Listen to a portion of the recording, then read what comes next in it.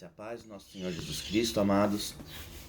Hoje nós estamos entrando no mais um dia de oração aqui na minha casa. Eu tenho feito essas orações, eu fiquei alguns dias sem fazer essa semana aí. Não foi nem por conta do carnaval, amados, foi realmente porque eu tive algumas tarefas e acabei indo dormir muito tarde, então acabei não conseguindo levantar cedo para fazer a leitura e as orações, né? Amados, quero agradecer a todos que estão participando e assistindo os vídeos.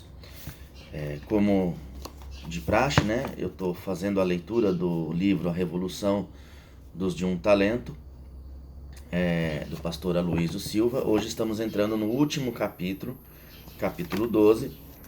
Eu vou, provavelmente esse capítulo eu não vou conseguir ler inteiro, porque ele é bem extenso, então é provável que eu leia uma parte hoje e amanhã, né, eu conclua. Vamos ver se eu conseguir ler inteiro, amém. Talvez o vídeo fique um pouco extenso e aí a gente conclui a leitura do livro hoje, amém? Vamos fazer uma oração. Pai, Senhor Jesus, obrigado, Deus, por me permitir, Pai, de estar aqui, Senhor, passando um pouco de conhecimento, um pouco de entendimento, Pai, para aqueles que necessitam, Senhor. Que o Senhor me use como instrumento, Senhor, para servir a Ti, Pai, para que as pessoas que venham através de Ti, para ouvir da Tua palavra através de mim, Pai, sejam grandiosamente transformadas, Pai. Que a Sua palavra seja reflexo na vida de todas elas, Pai. Eu te agradeço, te agradeco, Pai, por todos aqueles que assistem esse vídeo, Senhor. Que o Senhor também transforme, Pai, e os capacite, Senhor, para estarem levando, Pai, a Tua palavra a todos aqueles que o Senhor encaminhar. Em nome de Jesus, muito obrigado, Pai. Amém. Vamos lá, amados. O capítulo 12 é: quem é quem dentro da igreja? A palavra-chave da terceira carta de João é a palavra testemunho. No versículo 3, 6 e 12, isso significa que cada cristão é uma testemunha. Alguns possuem um bom testemunho, outros são testemunhas ruins, mas todos os salvos são testemunhas. As duas últimas epístolas de João tratam da vida da igreja. Paradoxalmente, a segunda epístola mostra que não devemos receber todos entre nós. Sobre os falsos mestres, ele diz: não os recebais em casa, nem lhes dei as boas-vindas. Versículo 10. Mas agora, em sua terceira epístola, ele enxorta a igreja, por não ser hospitaleira com os homens de Deus, por não os receber e nem lhes dar acolhida. O presbítero ao amado Gaio, a quem eu amo na verdade, amado acima de tudo, faço votos por tua prosperidade e saúde, assim como é próspera a tua alma. Pois fiquei sobremodo alegre pela vinda de irmãos e pelo seu testemunho da tua verdade, como tu andas na verdade. Não tenho maior alegria do que esta, a de ouvir que meus filhos andam na verdade. Amado, procedes fielmente naquilo que praticas para com os irmãos, e isto fazes mesmo quando são estrangeiros, os quais perante a igreja deram testemunho do teu amor. Bem farás encaminhando-os em sua jornada por modo digno de Deus, pois por causa do nome foi que saíram, nada recebendo dos gentios. Portanto, devemos acolher esses irmãos, para nos tornarmos cooperadores da verdade. Escrevi alguma coisa à igreja, mas Diótrefes, que gosta de exercer a primazia entre eles, não nos dá acolhida. Por isso, se eu for aí, valer-ei lembradas as obras que ele pratica, proferindo contra nós palavras maliciosas, e, não satisfeito com estas coisas, nem ele mesmo acolhe os irmãos, como impede os que querem recebê-los e os expulsa da igreja. Amado, não imites o que é mal, senão o que é bom. Aquele que pratica o bem procede de Deus. Aquele que pratica o mal jamais viu a Deus. Quanto a Demétrio, todos lhe dão testemunho, até a própria verdade, e nós também damos testemunho. E sabes que nosso testemunho é verdadeiro. Muitas coisas tinha que te escrever, todavia não quis fazê-lo com tinta e pena, pois em breve espero ver-te. Então conversaremos de viva voz. A paz seja contigo. Os amigos te saudam. Sauda os amigos, nome por nome. 3 João, do versículo 1 ao 15. 3 pessoas estão em evidência nesta carta. O primeiro é Gaio, que é mencionado no verso 1. O segundo é Diótrefes, mencionado no verso 9. E o terceiro é Demétrio, que é citado no verso 12. Esses 3 personagens são para nós advertências espirituais. Eles são símbolos que representam 3 tipos de crentes dentro da igreja. Na igreja local existem diferentes tipos de cristão. Há aqueles maduros, mas há também os bebês espirituais, que ainda são neófitos. Existem os crentes fiéis, mas existem também os infiéis.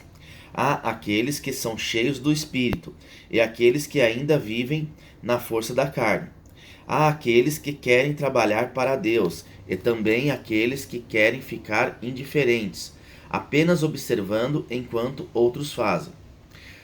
A pergunta para nós hoje é simples: você é parte de que grupo? Você é parte da solução ou do problema? Vamos ver cada um desses 3 homens. Gaio, um servo, do versículo 1 ao 8. Por 3 vezes João chama Gaio de homem amado, nos versículos 1, 2 e 5. Evidentemente João era alguém amoroso, mas Gaio certamente era um homem especial. Creio que Gaio era alguém fácil de ser amado. As pessoas se aperfeiçoavam a ele facilmente. Sua bondade, seu amor, seu testemunho e sua vida eram como um aroma que atraía as pessoas ao seu redor. É maravilhoso quando há muitos irmãos amáveis no meio da igreja. E quando digo amáveis, estou falando que são fáceis de serem amados. São pessoas cheias de palavra de vida e de fé, sempre falando de forma positiva, mostrando as coisas do céu. Você é fácil de ser amado? Ou você é sempre tolerado pelos outros? As pessoas precisam fazer um enorme esforço para amá-lo?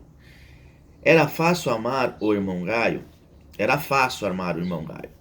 No verso 2, João diz que Gaio era um homem cheio de saúde e vitalidade espiritual. Amado acima de tudo, faço votos por tua prosperidade e saúde, assim como é próspera a tua alma, no versículo 2. Muito mais do que saúde física, muito mais do que dinheiro no bolso, ele tinha uma alma cheia de vida. Mas não quero dizer que ele não era próspero. Esse versículo prova claramente que a vontade de Deus para nós inclui a prosperidade e a saúde física. Não precisamos nos conformar com a miséria e com a enfermidade. Algumas pessoas convivem com a pobreza, com a miséria e com a doença como se fossem a vontade de Deus para elas. Não é. Se essa fosse a vontade de Deus, o apóstolo nunca diria: eu faço votos para que você prospere e tenha saúde. João está dizendo que a vontade de Deus para seus filhos é, sim, a prosperidade e a saúde. Você pode orar pela sua prosperidade com convicção. Você só vai ter aquilo que você abençoa. Enquanto você falar mal de quem é próspero, você não prosperará. Enquanto você disser coisas negativas daqueles que prosperam, você próprio não terá o que eles têm. Fale bem daquele que é abençoado, e você experimentará fé para ser abençoado também. Entretanto, está claro que a riqueza material e a saúde de Gaio não eram tão grandes quanto a saúde espiritual. João faz voto para que ele seja tão próspero e saudável quanto era rico da vida de Deus. Outro dia alguém me entregou um folheto no qual se revelava o segredo de uma boa saúde. Falavam de saúde física, mas creio que aquilo também se aplica à saúde espiritual. Diziam que o segredo é a boa alimentação, exercício regular, boa higiene, descanso e vida disciplinada. É incrível que as mesmas coisas que nos dão saúde física também nos dão saúde espiritual. Pense comigo. O primeiro item é boa alimentação. Nós sabemos que nem só de pão vive o homem, mas de toda a palavra que sai da boca de Deus. Se você quiser ter saúde espiritual, precisa comer diariamente a palavra de Deus, o pão do céu. Depois diziam que exercício é muito importante. A palavra de Deus nos manda exercitar na prática da piedade. Orar é um exercício espiritual, assim como a meditação e a adoração e o jejum.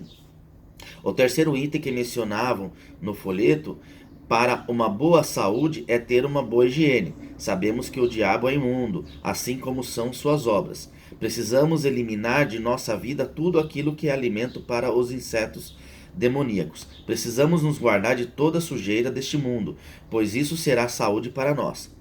Nem preciso dizer que a vida cristã é vivida no descanso. Sem a fé que se expressa no descanso, não temos como ter saúde espiritual.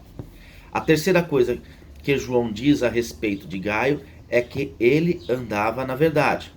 Vamos ver aí que os versículos 3 e 4 dizem.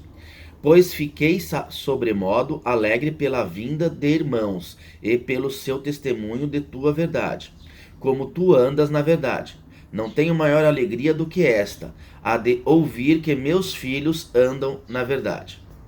O testemunho dos irmãos a respeito de Gaio é que ele andava na verdade. Era alguém coerente, que tinha realidade espiritual. Não tinha apenas nome de que vivia, mas realmente expressava uma genuína vida espiritual. Gaio andava na verdade porque a verdade estava dentro dele e porque a verdade estava dentro do coração, internalizada. Ele podia se fazer carne na vida dele. Ela podia se fazer carne na vida dele. Em João 1, lemos que o verso se faz carne, tornou-se visível. E esse verbo, que o verbo se faz carne, tornou-se visível que esse verbo era a verdade. Hoje o verbo habita em nós e novamente quer se fazer carne, tornando-se visível em nossa vida. Vivemos um momento muito sério entre os evangélicos no Brasil. Este tem sido um tempo em que os evangélicos crescem cada vez mais, mas o seu testemunho é cada vez menor. Quando eu me converti em 1977, só havia uma família evangélica em minha rua. Eu me lembro de ouvir as pessoas dizendo a respeito dos crentes. Eles são estranhos e fanáticos, mas uma coisa é certa, você pode fazer negócio com eles, porque são homens. Não sei se temos esse mesmo testemunho hoje. Temos muitos na igreja que creram na verdade, mas infelizmente não andam nessa verdade. Hoje somos bons para cantar e para celebrar em nossos cultos, mas não temos sido tão bons em viver a verdade. Devemos fazer a primeira sem omitir a segunda. Às vezes fico desconfortável quando alguém pergunta: fulano de tal é da tua igreja? Ou eu conheço um dos seus membros muito bem. Eu sempre brinco quando ouço um cântico que diz: quando estou em tua presença, dá vontade de pular, dá vontade de gritar, dá vontade de correr. Mas é curioso que não dá vontade de orar, de jejuar, de ser fiel, de ofertar. Logo, fico pensando que não estou muito na presença de Deus, pois não estou com a menor vontade de correr agora. Nada de errado em correr, saltar e pular.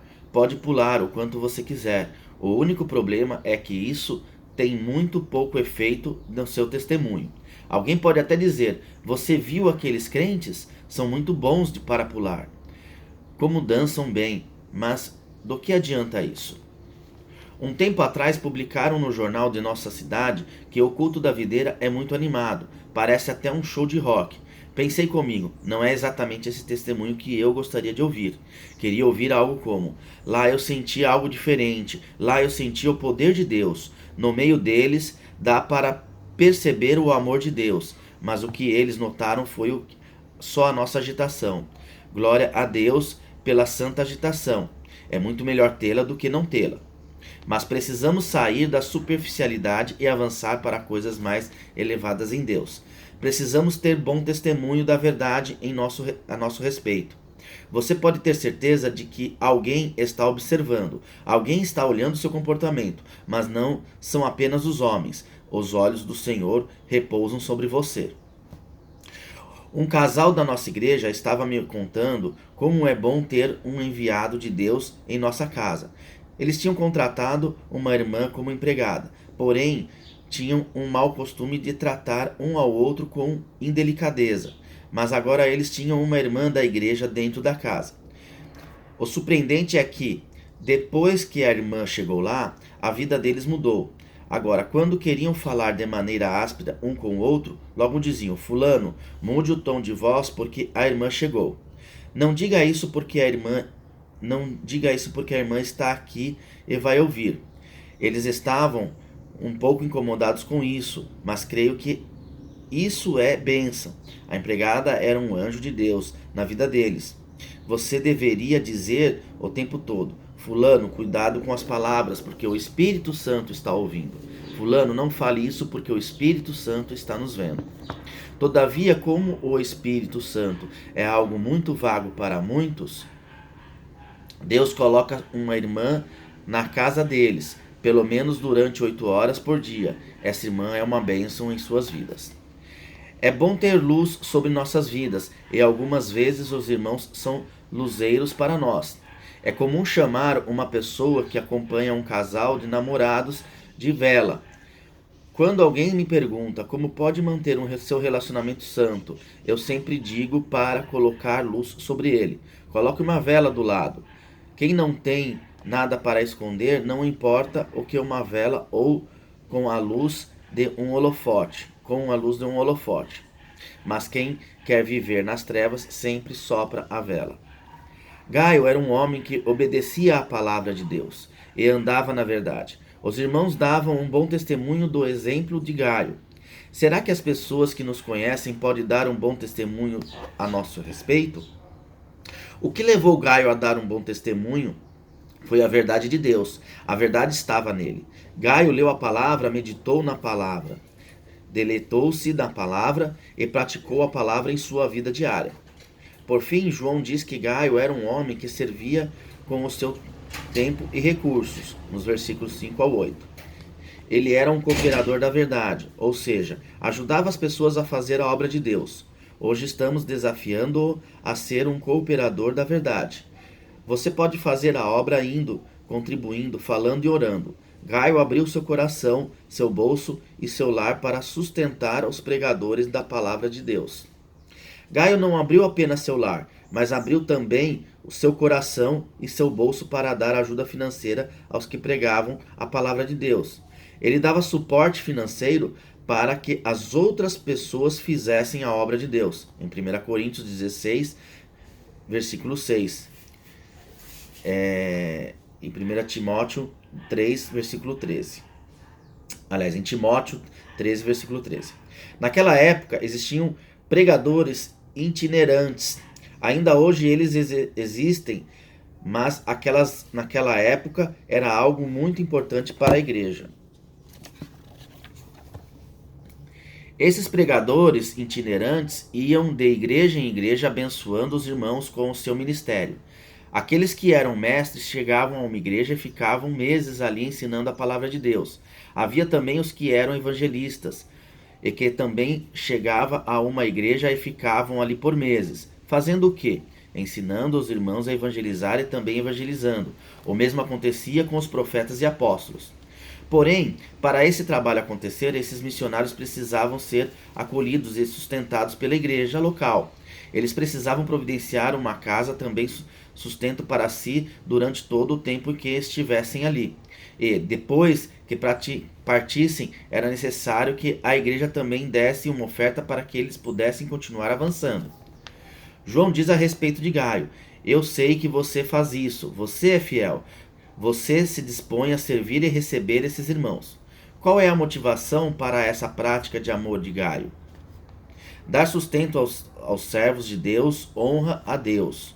Versículo 6. Nós nos assemelhamos a Deus quando nos sacrificamos para servir aos outros. Servir aos servos de Cristo é servir a Cristo. Em Mateus 10, versículo 40, 25, do 34 ao 40. Dar sustento aos servos de Deus é um testemunho aos perdidos. Versículo 7. Jesus ensinou claramente que os servos de Deus merecem suporte financeiro. Lucas 10, versículo 7. Esse suporte, porém, não deve vir dos incrédulos, mas do povo de Deus. O argumento de João é que os missionários não deveriam receber dinheiro dos pagãos. Dar sustento aos servos de Deus é servir a Deus. Versículo 8. O ministério da hospitalidade e do suporte à obra de Deus não é somente um privilégio, mas uma obrigação. Em Gálatas 6, dos versículos 6 a 10.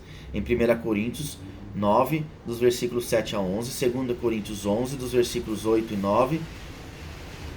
E 12, versículo 13. Gálatas, né? Capítulo 12, versículo 13. Os missionários que saem para pregar em nome de Cristo e não têm como se sustentar, devem ser sustentados pela igreja. Dar sustento aos servos de Deus é tornar-se cooperador da verdade. Versículo 8b. Gaio também tornou-se um cooperador para que a verdade chegasse a lugares mais distantes. João havia dito anteriormente que Gaio era próspero, mas agora ele declara qual o propósito da prosperidade. Você sabe qual é o propósito da prosperidade? É para que você possa ser cooperador da verdade. O alvo de prosperar é para contribuir no reino de Deus. Você tem recebido mais para que possa contribuir com generosidade.